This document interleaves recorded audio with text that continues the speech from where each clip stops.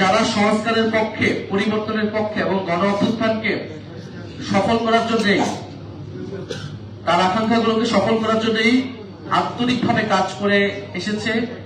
এখন আমরা যারা আন্তরিকভাবে চাই, আমরা সেই রাজনৈতিক শক্তিগুলো ঐক্যবদ্ধ আজকে হয়েছি। আমাদের এই ঐক্য প্রক্রিয়া আজকে শুরু হয়েছে এবং এটা চলমান থাকবে। আমরা বাংলাদেশের মানুষকে আমরা আহ্বান করছি, বার্তা দিচ্ছি, যারা গণ অভ্যুত্থানের পক্ষে, সংস্কারের পক্ষের শক্তিগুলো আমরা ঐক্যবদ্ধ হচ্ছি। আমরা বাংলাদেশকে পুরাতন রাজনীতির পথে আর ফেরত যেতে দিব না। আমাদের একটা কমিটমেন্ট ছিল 5ই আগস্টের পরের বাংলাদেশ এবং আগের বাংলাদেশ এক হবে না। আমরা নানা আলামত দেখছি যে বাংলাদেশ হয়তো আগের মতোই হয়ে যাবে।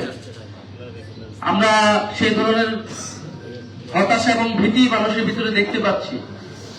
আমরা সেই সাহসটা জানাতেই আজকে এসেছি। আমরা আমাদের শক্তি সামর্থ্য দিয়ে বাংলাদেশের যে পরিবর্তনের যাত্রা শুরু হয়েছে সেই যাত্রার পথে থাকবো এবং যারা অন্যান্য রাজনৈতিক দল রয়েছে যারা এই পরিবর্তনের পক্ষে কাজ করতে চায়, আমরা তাদেরকে আহ্বান জানাবো এই ঐক্য প্রক্রিয়ায় যুক্ত হতে।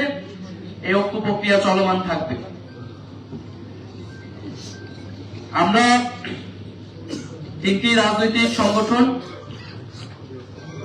সংস্কারকে সামনে রেখে বাংলাদেশের জাতীয় মর্যাদা এবং অর্থনৈতিক মুক্তির প্রশ্নকে সামনে রেখে আমরা ঐক্যবদ্ধ হয়েছি। আমাদের এই যৌথ প্রক্রিয়া বা এই প্রক্রিয়াকে আমরা নাম দিয়েছি গণতান্ত্রিক সংস্কার জোট। আমরা গণতান্ত্রিক সংস্কার জোট বলছি এই কারণে যে বাংলাদেশে বিগত 16 বছর এই লড়াইটা কিন্তু হয়েছিল গণতন্ত্রের জন্য, গণতন্ত্র প্রতিষ্ঠার জন্য। সেই গণতন্ত্র প্রতিষ্ঠার জন্য সংস্কারের আলাপগুলো ছিল। ফলে নির্বাচন কেবল ক্ষমতার পরিবর্তনের জন্য হবে না। এই নির্বাচনটাকে আমরা রাজনৈতিক নির্বাচনে পরিণত করতে চাই দেশ বদলের জন্য, সংস্কার প্রক্রিয়া বাস্তবায়নের জন্য এবং আমাদের অর্থনৈতিক মুক্তির যাত্রাকে অব্যাহত রাখার জন্য আমরা এই নির্বাচনে অংশগ্রহণ করতে চাই এবং আমরা সেটা ঐক্যবদ্ধভাবে অংশগ্রহণ করব নির্বাচন। আমরা দেখছি দেশ আজকে বিভাজিত হচ্ছে, নানান প্রক্রিয়ায় দেশকে বিভাজিত করা হচ্ছে এবং যে সকল প্রশ্নগুলা এই মুহূর্তে বাংলাদেশে সবচেয়ে জরুরি ছিল আলোচনা করার, যে আমাদের গণতান্ত্রিক সংস্কার, আমাদের অর্থনৈতিক সংস্কার, আমরা দেখতে পাচ্ছি যে নানাভাবে সেই প্রশ্নগুলোকে ঢাকা দিয়ে অগুরুত্বপূর্ণ অনেকগুলো বিষয়কে গুরুত্বপূর্ণ করে তোলার চেষ্টা করা হচ্ছে এবং বিভিন্ন দলকে সিটের লোভ দেখিয়ে নানা জোটে নিয়ে যাওয়ার চেষ্টা করা হচ্ছে। আমরা এই সকল যে অফার বিভিন্ন দল থেকে আসছে, আমরা সেগুলোকে সাদরে প্রত্যাখ্যান করি এবং আমরা মনে করি যারা সংস্কারের পক্ষে, বাংলাদেশকে একটি সার্বভৌম এবং মর্যাদাবান রাষ্ট্র করার পক্ষে লড়াই আমরা এতদিন করেছি, আমরা ঐক্যবদ্ধ থাকব। ফলে এই জোটটা কেবল নির্বাচনী জোট না, এই জোটটা মূলত রাজনৈতিক জোট। আমাদের যে রাজনৈতিক লক্ষ্যগুলোকে সামনে রেখে আমরা গণ অভ্যুত্থানে অংশ নিয়েছিলাম, গণ অভ্যুত্থানের মাধ্যমে ফ্যাসিবাদকে হটিয়েছিলাম, আমরা সেই লক্ষ্যগুলোকে সামনে রেখে আগাবো এবং সামনে যেহেতু নির্বাচন, এই নির্বাচন প্রক্রিয়াতেও আমরা ঐক্যবদ্ধ থাকবো।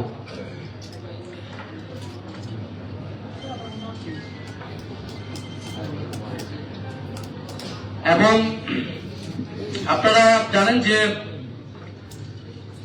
আমাদের এই জোট প্রক্রিয়া আরো কিছু সংগঠনের নাম আপনারা শুনেছেন, মিডিয়াতে এসেছিল, তাদের সাথে আলাপ আলোচনা চলমান রয়েছে।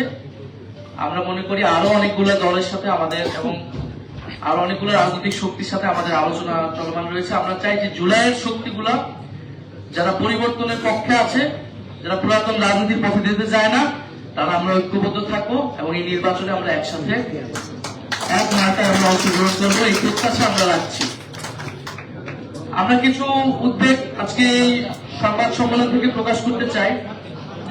আমরা তো আপনারা দেখেছেন মিডিয়াতে, এটা সোশ্যাল মিডিয়াতে এটা এসেছে যে এবি পার্টির সাধারণ সম্পাদক ব্যারিস্টার ফুয়াদ ভাই, ওনাকে বরিশালে ওনার নির্বাচনী প্রচারণার সময় ওনাকে হেনস্থা করা হয়েছে, নির্বাচনী কাজে বাধা দেওয়া হয়েছে এবং লক্ষ্মীপুরেও আসম আব্দুর রব ওনার যে নির্বাচনী আসন সেখানেও ওনার স্ত্রী তানিয়া রবের যে নির্বাচনী প্রচারণা সেখানে বাধা দেওয়ার চেষ্টা করা হয়েছে, অফিস ভাঙচুর হয়েছে।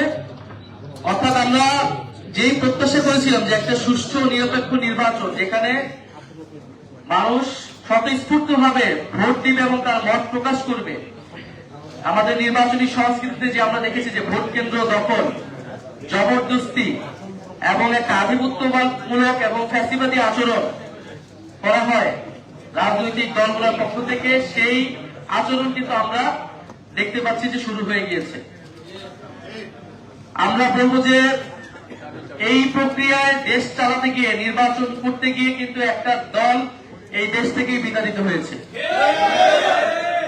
ফলে যে অহংকার, যে আত্মহমিকা অন্য রাজনৈতিক শক্তির উপরে, ভিন্ন মতের উপরে এরকম দমন পীড়ন করে, তার বিরুদ্ধে গিয়ে কিন্তু গণঅভ্যুত্থান হয়েছিল এবং অহংকারের পতন হয়েছিল। ফলে এই বাংলাদেশে যদি কারো মনে করে যে আগামী নির্বাচনে গায়ের জোরে দখলদারিত্বের মাধ্যমে নির্বাচনে তারা ভোট আদায় করবে অথবা ধর্মের নামে মানুষকে প্রতারণা করে ভোট আদায় করবে, তারা উভয়ই পরাজিত হবে। আমরা মনে করি বাংলাদেশে যে তারুণ্যের শক্তি, পরিবর্তনের শক্তি উত্থান ঘটেছে, তারা জনগণ তাদের পক্ষে থাকবে। আমরা আজকে এই ঘোষণা করলাম, আপনাদের কাছে সকলের কাছে সহযোগিতা চাচ্ছি যে আমাদের উচিত ছিল এই ঐক্য প্রক্রিয়াটা আরো আগেই হওয়া। এটা আমাদের দুর্ভাগ্য ছিল, আমাদের সীমাবদ্ধতা ছিল যে আমরা ঐক্যবদ্ধ হতে পারি নাই। আমরা পুরাতন পন্থী দলগুলোর সাথে নানা সমঝোতা করে সংস্কার প্রক্রিয়া বাস্তবায়ন করার চেষ্টা করেছিলাম। এটা আমাদের অন্যতম একটা ভুল ছিল। আমরা এখন খুবই পরিষ্কার ভাবে যারা সংস্কারের পক্ষে আন্তরিক তাদেরকে নিয়ে আমরা আগাবো এবং পুরাতন পন্থী দলগুলোকে আমরা আহ্বান জানাবো যে আপনারা নিজেদের দলের অভ্যন্তরীণ সংস্কার আনুন, গণতন্ত্রের পথে আসুন এবং বাংলাদেশ যে পরিবর্তনের পথে আছে সেটার সাথে নিজেকে পরিবর্তন করুন। আমাদের এই রাজনৈতিক প্রক্রিয়াটা কেবল ভোটের মাঠের জন্য না, ইলেকশনে অংশগ্রহণ করার জন্য কিন্তু এনসিপি এককভাবে তার প্রস্তুতি নিচ্ছিল বা এখনো নিচ্ছে, এবি পার্টি তার মতো নিচ্ছে, রাষ্ট্র সংস্কার আন্দোলন তাদের মতো নিচ্ছে। এবং এই যে জোট প্রক্রিয়া আজকে এখানে আজকে আনুষ্ঠানিকভাবে আসলো, এটার পিছনে কিন্তু দীর্ঘ কয়েক বছরের ইতিহাস আছে। রাষ্ট্র সংস্কার আন্দোলন তারা কিন্তু এই সংস্কারের এজেন্ডাটাকেই মুখ্য করে একটা রাজনৈতিক দল হিসেবে তারা লড়াই সংগ্রাম করে গিয়েছে। আমার বাংলাদেশ পার্টি কিন্তু একটি কল্যাণ রাষ্ট্র, একটি গণতান্ত্রিক সংস্কারের মধ্যে দিয়ে একটা নতুন বাংলাদেশ করার আকাঙ্ক্ষা নিয়েই তারা কিন্তু তাদের জন্মলগ্ন থেকেই গত কয়েক বছর কাজ করে গেছে।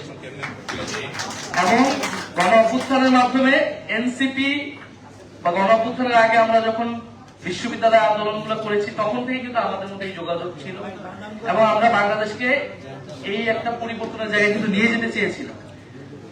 পরে গণ অভ্যুত্থানের পরে আমরা নানাভাবে সেটা চেষ্টা করেছি ঐক্যমত্য কমিশনে, সেখানে আমাদের কিছু অর্জন এসেছে, সেটা গণভোটে আসবে। আমরা গণভোটের পক্ষে, ন্যায়ের পক্ষে, জুলাই সনদের পক্ষে আমরা ক্যাম্পেইন করব এবং নির্বাচনের পরেও সংস্কার প্রক্রিয়াগুলো বাস্তবায়ন হবে কিনা, সে অগ্রযাত্রা থাকবে কিনা সেটা নিয়ে কিন্তু নানান সন্দেহ তৈরি হয়েছে। ফলে আমরা কিন্তু সেই জায়গায় সংস্কারকে প্রাধান্য রেখে এবং অর্থনৈতিক সংস্কার, গণতান্ত্রিক সংস্কার, এই দুইটি সংস্কারকে প্রাধান্য রেখে আমরা এই দলগুলো ঐক্যবদ্ধ হয়েছি। নির্বাচনেও আমরা একসাথে অংশগ্রহণ করব। তার ফলাফল যেটাই আসুক না কেন, জনগণ, আমরা বিশ্বাস করি পরিবর্তন চায়, আমাদের সাথে জনগণ থাকবে। নির্বাচনে আমরা আমাদের মতো করে অংশগ্রহণ করব নির্বাচনের পরেও, এবং নির্বাচনে আমরা এই সংস্কারের পক্ষে জনগণকে ঐক্যবদ্ধ করব। নির্বাচনের পরেও আমাদের যে লড়াই, আমাদের যে অগ্রযাত্রা, সেটি কিন্তু আমরা চালিয়ে যাব। আমরা বরং এটাই বলতেছি যে এই যে ভোটের মাঠকে কেন্দ্র করে, নির্বাচনকে কেন্দ্র করে যে বিভিন্ন জোট ভাঙছে বা জোট করতেছে, আমরা সেটারই বিরুদ্ধে। এই বাংলাদেশে গণ অভ্যুত্থানের পরে যে কোনো একটা জোট বা আলোচনা হওয়া উচিত ছিল একটা রাজনৈতিক প্রশ্নগুলোকে সামনে রেখে, কিন্তু আমরা দেখতে পাচ্ছি একটা দুটা সিটকে কেন্দ্র করে যারা এত বছর সংস্কারের কথা বলেছে, আমাদেরকে শিখিয়েছে, তারা এখন তাদের নিজেদের নীতি আদর্শ বিসর্জন দিয়ে কোনো একটা জোটে চলে যাচ্ছে।